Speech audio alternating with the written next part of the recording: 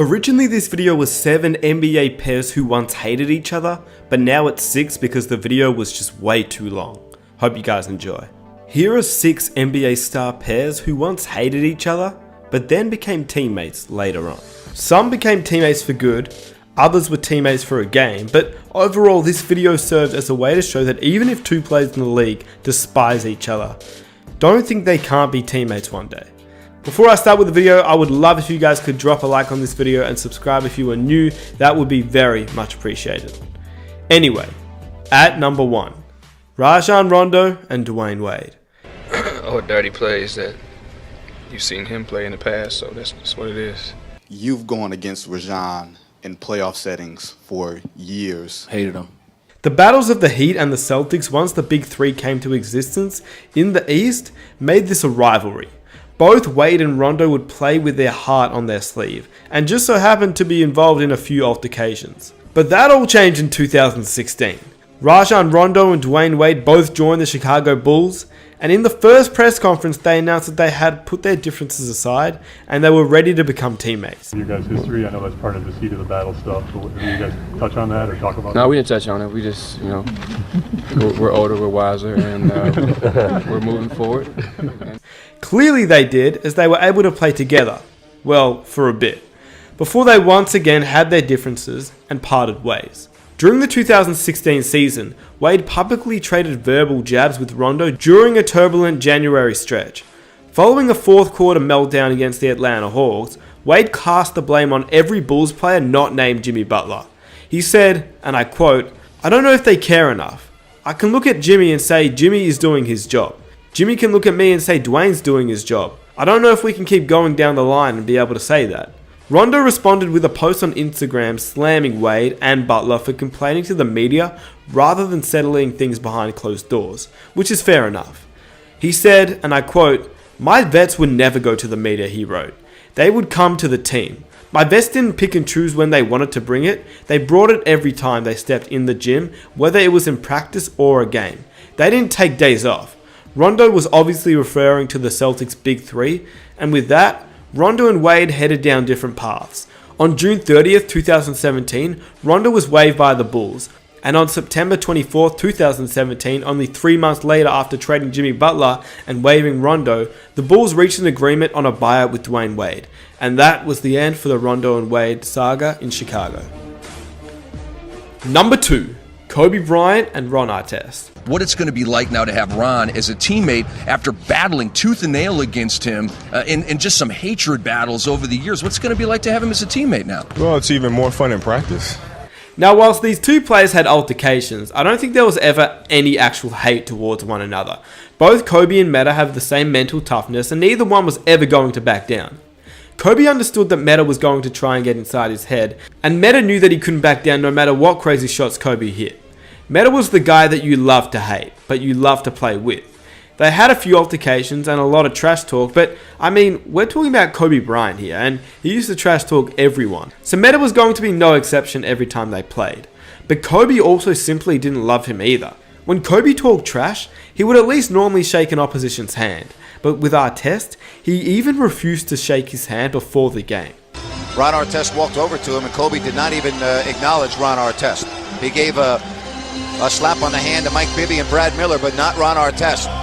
And this was before Artest was even at the Houston Rockets, going face to face with Kobe. So clearly there is no love there.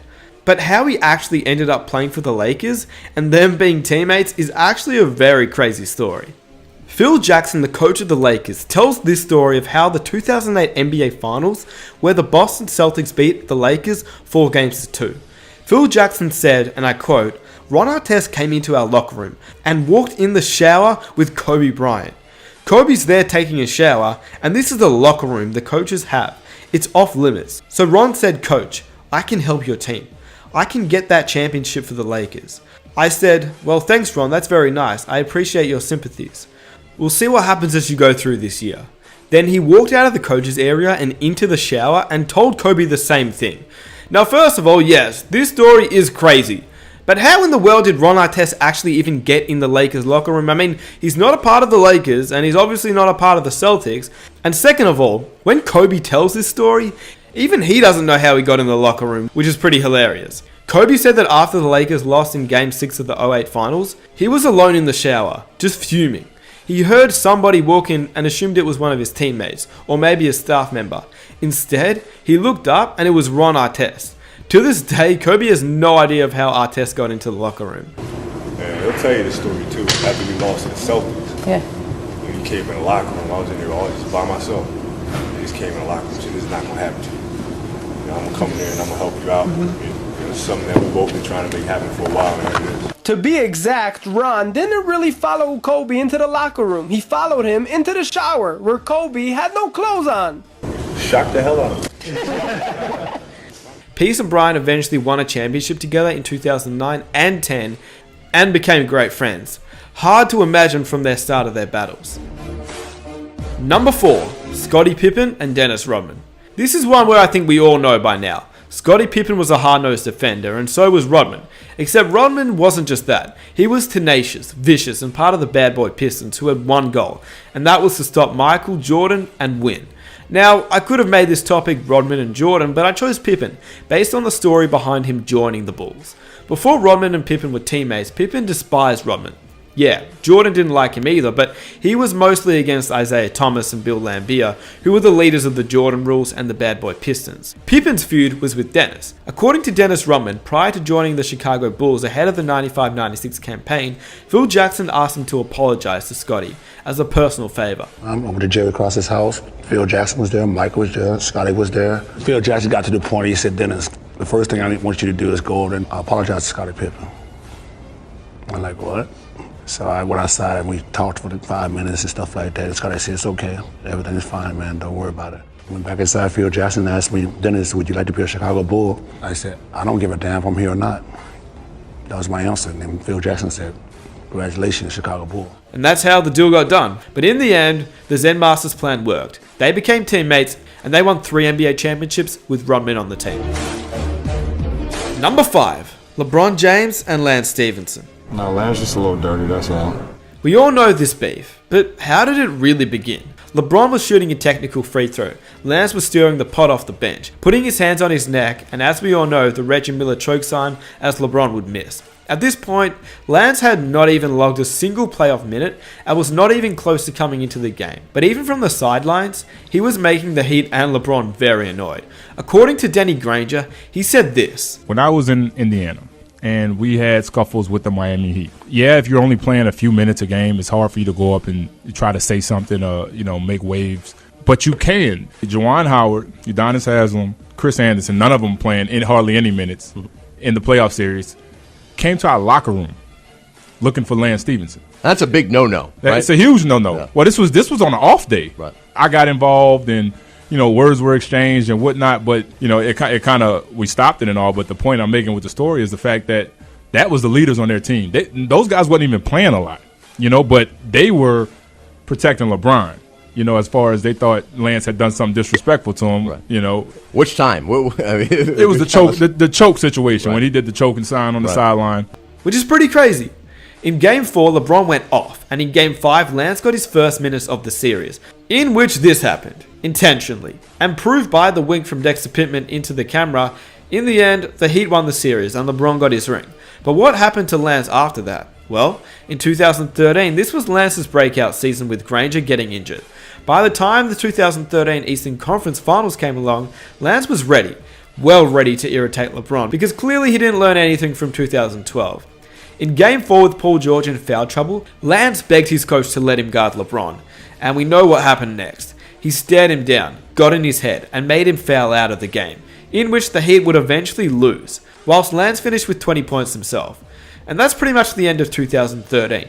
The Heat went on to win the series and back-to-back championships, but 2014 was the big one. Lance and the Pacers have both stepped up, and they were better than the year before. In fact, the Pacers had a better record than the Heat, and the rivalry was even bigger. Game 1 went to Indiana, Game 2 went to the Heat, but all people talked about was Lance flopping every time LeBron James touched him. Game 3 had LeBron finally show some irritation towards Lance. By Game 5, the Pacers against the wall, Lance turned into Psycho Lance. He joined the Heat huddle, and the famous blowing in the ear incident, which Larry Bird, who was the president of the Pacers, had had enough. He spoke to Lance after the game. Although his antics were crazy, did they work? Well, LeBron went for a career playoff low of 7 points, so maybe Lance was onto something here, as Indiana won.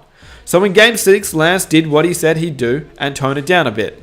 But he still had some incidents. He managed to teabag LeBron underneath the basket, he returned the favour and touched LeBron's face, which he didn't like at all. Anyway, the Heat went on to win the series and Lance paid his respect to LeBron via Instagram.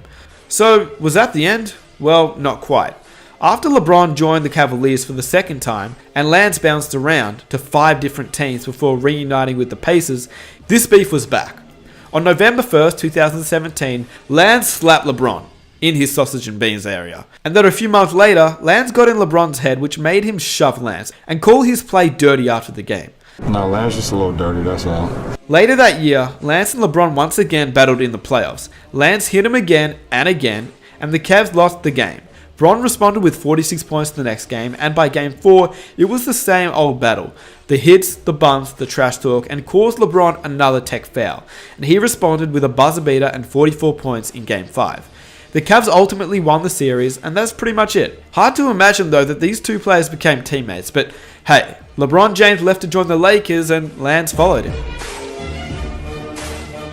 Number 6. Charles Barkley and Scottie Pippen. Looking to put the Charles Barkley-Pippen feud behind them. Even if you don't like a guy, you don't have to kill him publicly, because nobody wins in that situation. These two weren't exactly the closest of rivals, and even teammates when they eventually joined forces. When these two players played against each other, it was a competitive rivalry. Some light pushing and shoving, some trash talk, just a good rivalry. Then, in 1998-1999, Pippen was traded to the Houston Rockets, alongside Barkley, his former Olympic teammate. He was also teamed up with Hakeem, but there were chemistry problems right off the bat, especially with Barkley.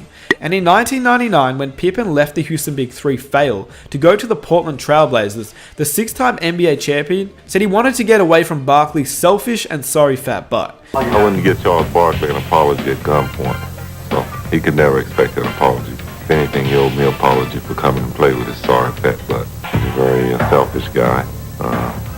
He doesn't show me the desire to want to win, and I probably should have listened to Michael a year ago when he said that Charles never will win a championship because he doesn't show any dedication.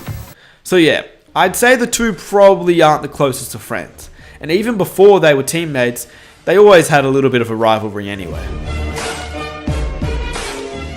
And number 7, Michael Jordan and Isaiah Thomas. You're probably wondering, when in the hell did these two play together? And for this final one, I'm making an exception, the All-Star Game. Because the feud between these two players is arguably the biggest hatred in NBA history. Back when Thomas was the star point guard of the Detroit Pistons, the bad boy squad, he had a rough relationship with Michael. On the court, and both off the court too. It all started from the bad boy Jordan rules, which was led by Isaiah Thomas himself. These Jordan rules weren't just there to stop Jordan, they were there to hurt Jordan. Jordan would use every setback, every insult, and every instance of disrespect as motivation to go out and destroy his opponent. He never forgot his All-Star game as a rookie. It was on this stage that Isaiah Thomas allegedly calls for a freeze-out game on Jordan. It was here that MJ started his distaste for the Piston point guard. I'm actually going to make an entire video on that topic, so stay tuned for that. And if you want to see that, be sure to leave a like. But the freeze-out game is where the hatred started. In 1991, however, things changed. The Pistons and the Bulls met in the Eastern Conference Finals once again, and the Bulls swept the series before winning the first of what would be 3 consecutive championships. The Pistons refused to shake the Bulls' hands, which was led by, once again, Isaiah Thomas. 4 months later though, the greatest team that was ever assembled in the 1992 Dream Team was being selected, and in the book, When the Game Was Ours, Magic Johnson relates that he, Jordan, and other players conspired to keep Isaiah off the Dream Team, and so when the Dream Team was being put together, Jordan said he would only play if Isaiah was not on the team. Alright, no Isaiah Thomas No Isaiah stuff. Thomas questions. Cool. The feud is basically over now as they're both retired, apart from the fact that Isaiah chooses not to acknowledge Jordan and at points has disrespected him on live television. The fact that these two players could have such a seeming hate for one another, both on the court and off the court, is pretty outstanding. That is why when Jordan and Isaiah played on the same team every All-Star game, it could not have been weirder. each and every year, seeing them as teammates from 1985 to 1993 simply because this was a personal beef, not on the court beef. So with that said, if you enjoyed this video, please be sure to leave a like and subscribe if you are new. If you guys want to follow me on Instagram to see what I get up to, be sure to follow my Instagram. And let's see if we can reach 1,000 likes for the next video. If you enjoyed this video, be sure to check out some of my other videos, and I am out. Peace.